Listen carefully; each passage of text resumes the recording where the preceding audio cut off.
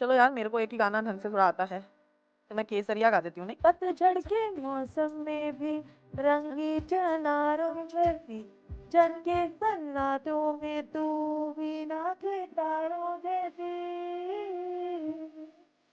सदियों से लंबी ये मन की अमावस्या है, और तू फुलझड़ियों वाले त्योहारों जैसी, चंदा भी दीवाना है तेरा, चलती है तुझसे सारी चटोरियाँ, काजल की स्याही से लिखी है तूने सारे कितनों की सब दुनिया, दरिया तेरा इश्क है तेरा, रंग चाहूं मैं।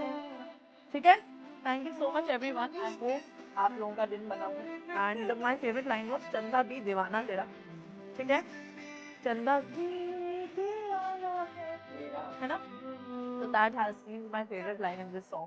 तो मैं जब भी अगर ये सॉन्ग किसी भी बैच में अगर मैंने गाया था, always emphasize on this line, क्योंकि वो मुझे बहुत पसंद है।